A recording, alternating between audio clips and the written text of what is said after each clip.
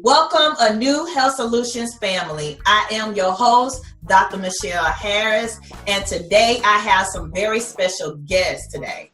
Today we're going to talk about Let's Blend It Together. We're going to talk about some of the struggles and obstacles that can come with trying to blend families in together, and also some successes as well. And also, hopefully, you'll be able to receive some insight on how you can effectively blend your family together in this process. So let's get started.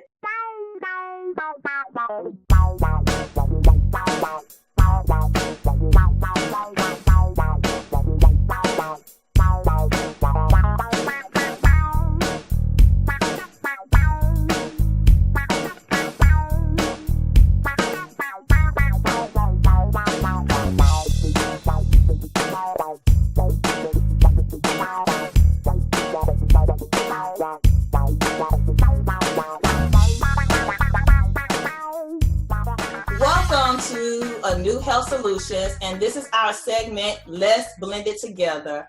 I am so happy today to have some of my favorite people on today, Mr. and Mrs. Antonio Luster. Say hey. Hi. What's up, everybody? So today we're going to talk about Let's Blend It Together. And you all have had a lot of things you had to go through, with your process, and you all been coming together. So just tell us a little bit about your love story. You want to start? It started with The Mummy, the movie The Mummy. No. And it did. It started with me stalking her in a Walmart parking lot. Well, that too. It did start there. I worked at Walmart pushing buggies. And I used to see her come in the store all the time. And I was like, man, that woman is so fine. But I was so scared to say something. So I basically spotted her car every time she came and made it my point to make sure she seen me. Starting back in 1999. Okay. Yeah. See, now you can take over. That's way back. Yes, it goes way back. That's why I said The Mummy. Our very first date was The Mummy. The Mummy had came out, so that's how long ago it was. Okay. So we dated for 2 years, and then we broke up, went our separate ways. He went on and got married, had children. I went on, got married. I had my oldest son, Xavier, when we met. He was 2, and he's 19, about to be 20 now. Mm-hmm. So yeah, that's how that happened. Okay. So how long have you all been married? Going on 4 years. Yeah, this year makes 4 years. 4 years. Yeah. How does it feel? Like you all still in the honeymoon stage. Yes. But because we're not new to one another, it was just kind of like when we got back together, it was like picking up where we left off, so it just felt so natural. Okay. Yeah. Like that. Okay. Like that. Okay. So when you all began dating and, just tell us a little bit about your family composition now. Okay. Well, what I really, and it sticks with me still to this day, because Antonio wanted to go home. I'm from Buffalo, New York originally, and he wanted to ask my father's permission to marry me. And he was such the perfect gentleman because I grew up in a blended family.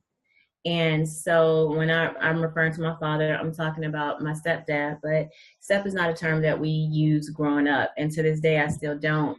We don't use the term step in our family either. Like my mother-in-law always says, she'll say, if you say step, she'll say, who you stepping on? So we don't use the term step.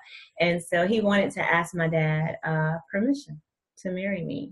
And so my dad kind of gave us some advice about having a blended family, the pros and the cons, and what kind of to expect. And he was right. Okay.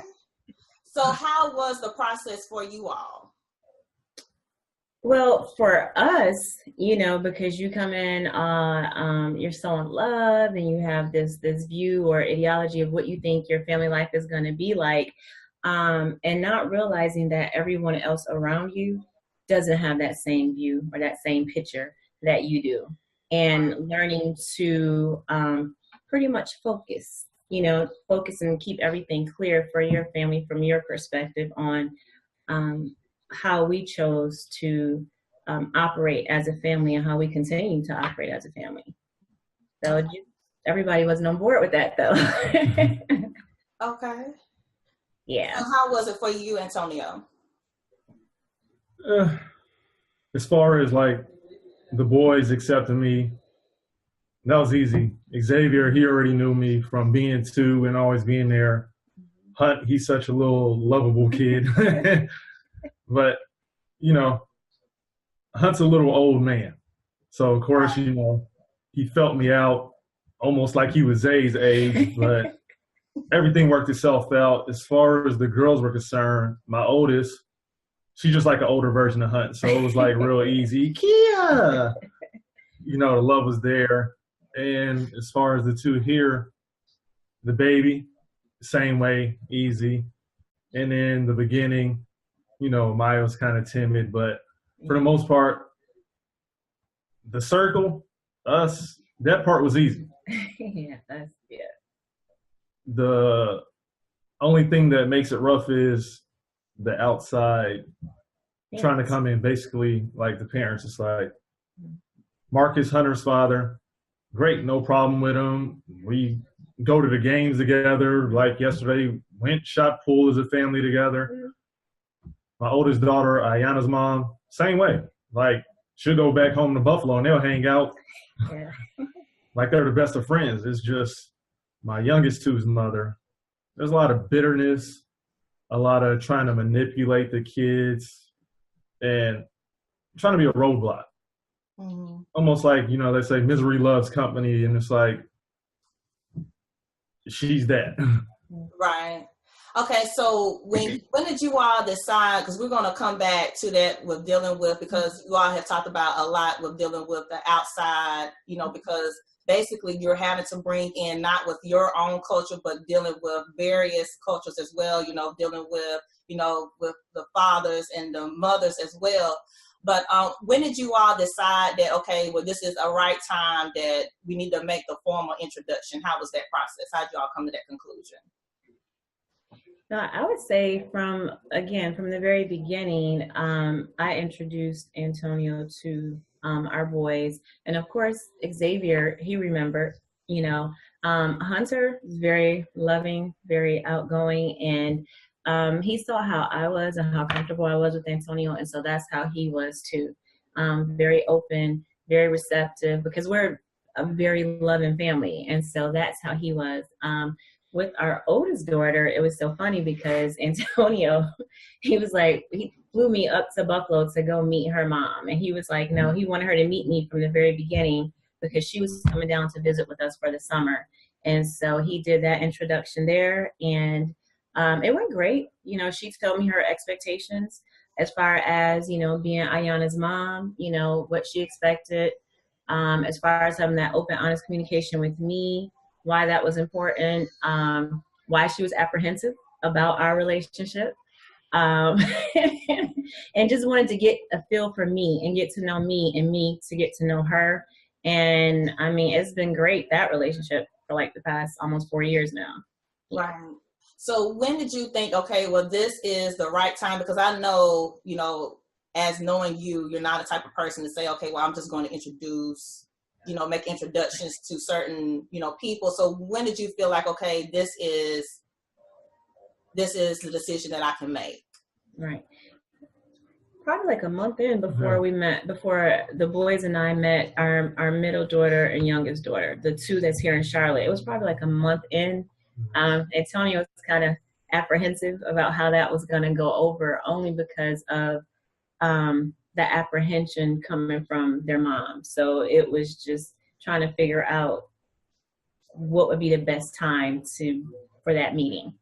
Okay, so how has the process, when you all started the whole process, and you know, as you all said, is dealing with sometimes the outside forces. A lot of times people have an idea of what they think is best, and it doesn't mean that they have your best interest at heart. Some people may truly mean good, But a lot of times, people have their own opinions, of how things should be in a marriage, how things should flow in a marriage, what you should be able to be doing.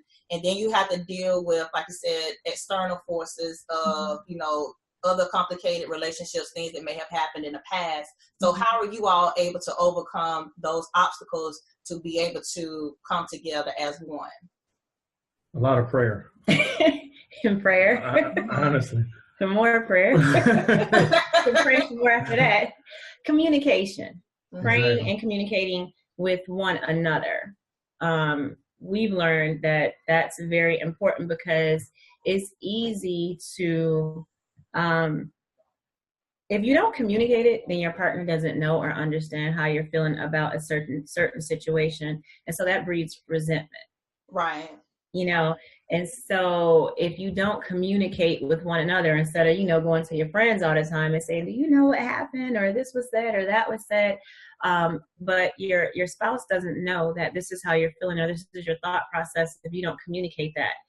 And honestly, prior to marriage, you need to have that communication as far as expectations, as far as discipline, and, understanding that, that as husband and wife, you are one, and that this is our family. Because again, just because we live our lives that way, that we are one, this is our family, we can't control how the other parents or the other families feel about that. For example, when it comes to events at the kids' schools and things like that, the other parent might not want the spouse to come, but we're one. So, we go together. It's not about what everybody else think or how everybody else feel. You have to set the tone. And we've learned if you give people an inch, they're going to take a mile.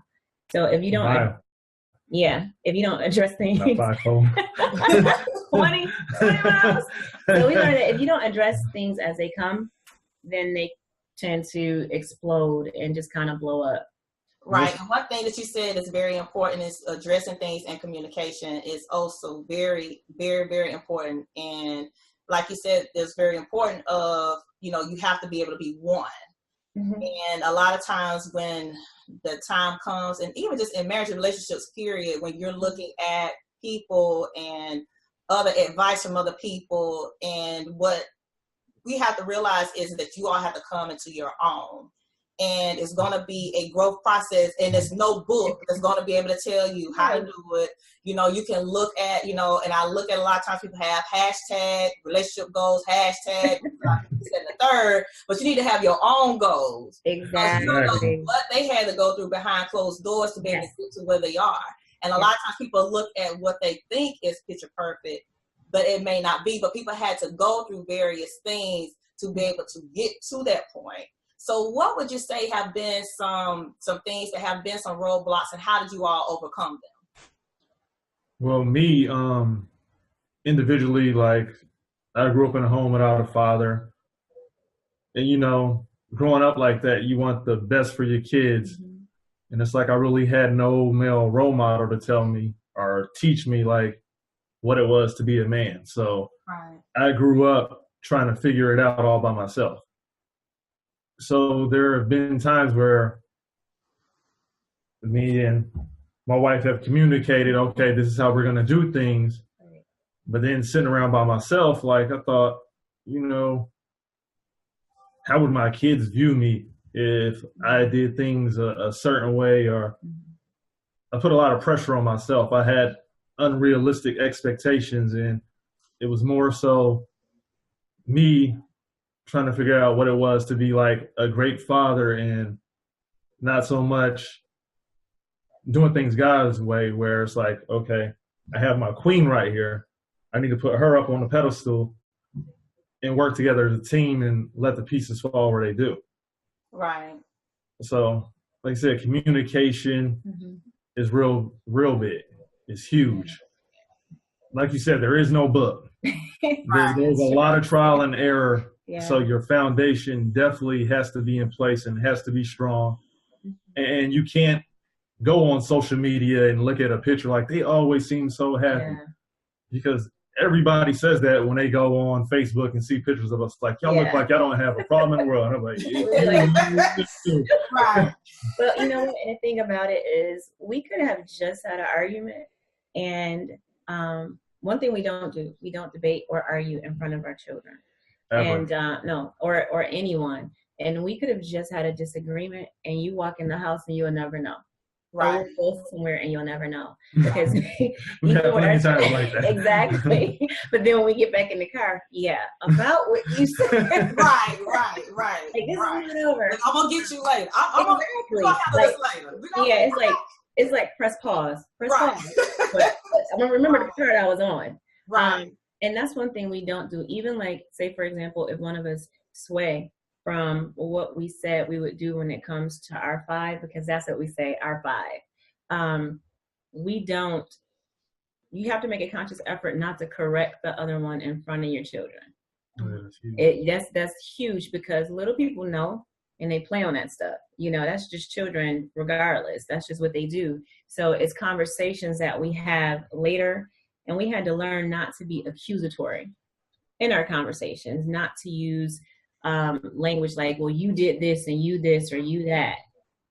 It's hard sometimes because we still go to the you sometimes. Right. Yeah, that is one thing I will admit about both of us.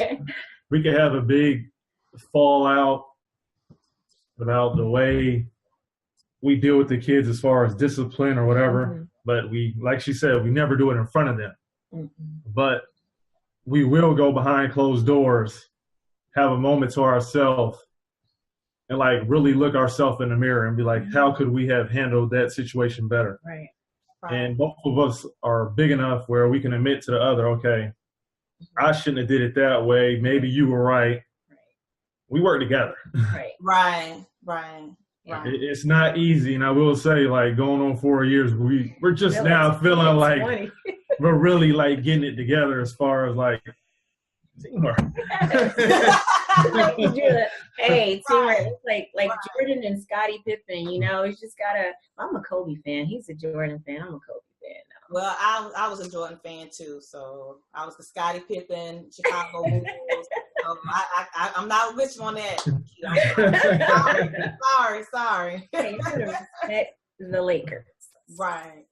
But Antonia, I wanted to ask you something that you said that was very insightful and important too, was that you said that you had to kind of find your way because you didn't have a father, so you had to kind of figure things out. So how was that process for you?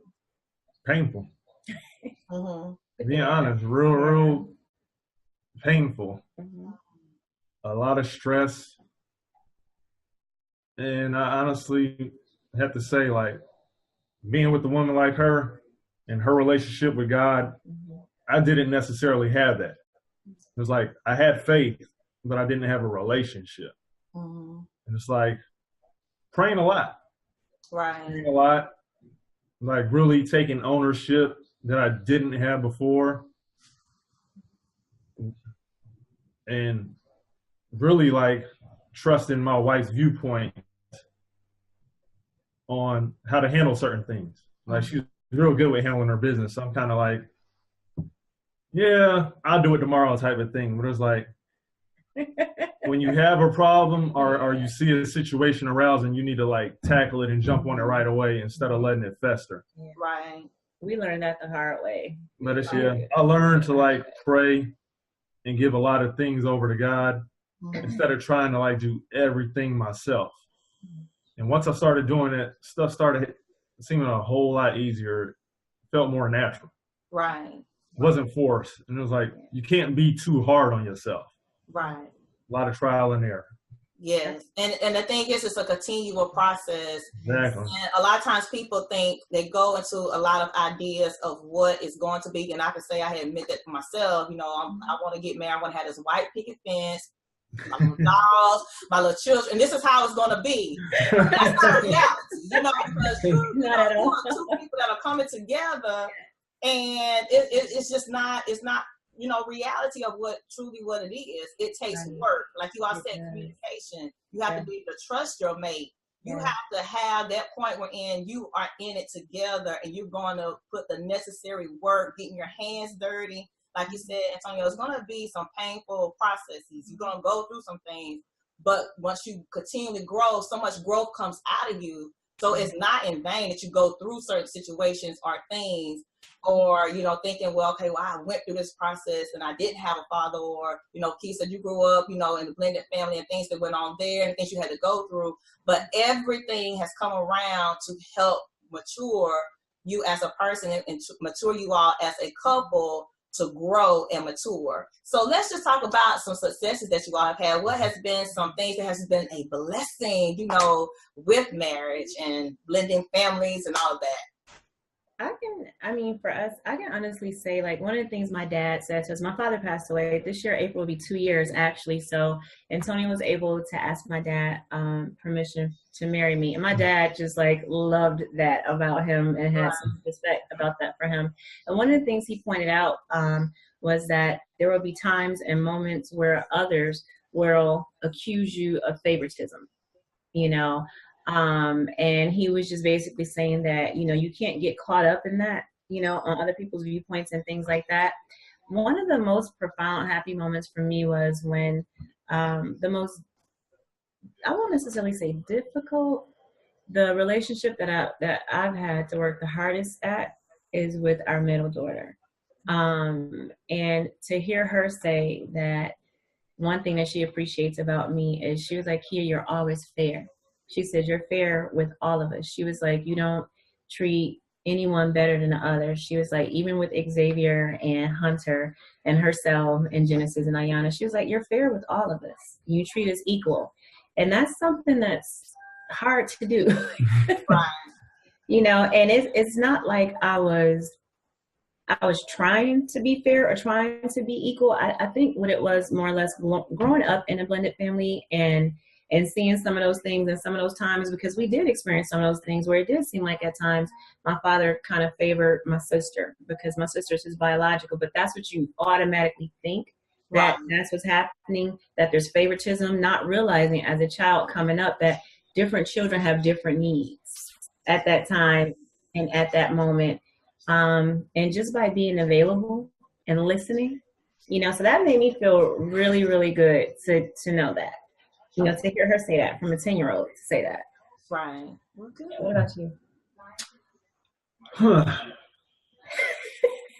I can honestly say one of my greatest success stories as far as like this whole thing is, as hard as it has been, like my oldest son, to know the relationship he has with his biological and to see all the pain he's endured and the young man he's grown up to be. Right. Just to hear both of them not refer to me, like you said, stepdad, or about around the house and somebody asks who I am, they'll be like, that's my dad. Yeah. Right. Like a couple weeks ago, I guess one of my coworkers went to GameStop where Xavier works. And he was like, hey, yo, Tony, I didn't know you had any kids that old. I said, what are you talking about? He said, I met your son. I was like, met my son where? He was like, yeah, I was in Concord Mills. And I had on my U.S. Air American gear. And dude was like, yeah, you know my dad? And he's like, who? Antonio Lester. You heard that's your dad? And I was like, so I seen him, I was like, oh yeah, that's my son. I was like, I didn't necessarily have him because he was like trying to figure out. Right. I was like, no, that's my man. He's like, well, I would have never known. Like y'all, he looked like he has your hair and the facial structure and everything. Right. But that makes me feel good to hear them like have that type of respect for me. Where it's like, awesome. He referred to me his dad and called his actual father by his name. Right. So it's like, that makes you poke your chest out, like, yeah. Right, make you feel good, right. Well, and because, you don't necessarily have to be born of a person's loins to be a parent. And that's one of the things that we've learned. We joke around and we say the only thing that separates us is DNA. Right. When you see us all together, it's so funny that seeing our five with the two of us, you would think that we are their birth parents, you know. They always say that. Yeah, a lot of people she say looks that. just like you. Right? And it's so funny. I just be like, oh, thank you, you know. Right. So that's the thing. And just we learn by being consistent in what we say and in what we do, and setting that boundary from the very beginning and sticking within that boundary. That's where you'll find your successes. Everybody else might not be happy about it, but right. As long as it's working for you too. Yeah, exactly. But as far as the hardest thing to deal with, the hardship, it sucks seeing how much Latia, you, me, and Marcus get along.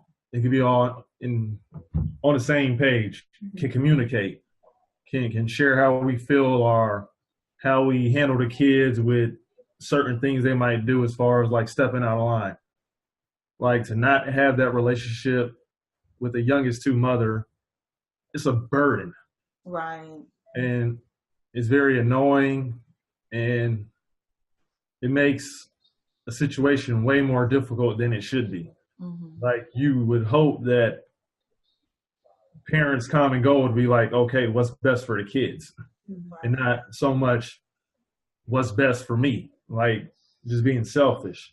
Mm-hmm. That whole dynamic and not having my father-in-law around, that sucks. Right. Just a little bit of time I had with him and just a few conversations, like there was so much wisdom that I was hoping would get passed down from him to me, like his stories, how to handle certain things. Just not having him around, like, sucks. Mm-hmm. That's always been her superhero. Right. She's somebody to talk to, and it's like, just not having that around, that sucks. Right. But what we've learned, though, is, and what we constantly tell ourselves when situations come up, we say, we can only control how we respond in situations. We can't control what other people are going to say, what they're going to do. We can only control what we say and what we do. And so that's where we find peace in that. Mm-hmm. Yeah, we did all we could. Exactly. Right. Okay. So what would be the final takeaway that you can give to couples who may be in a process now, may people be coming to a point where they're ready to, do the formal introduction, getting married, or you may have someone out here now that have a blended family, but they're kind of going through some things. What would be your final takeaway that you would give to them advice? Put God first. Yes. Mm-hmm. Definitely. Definitely have God in the center of everything.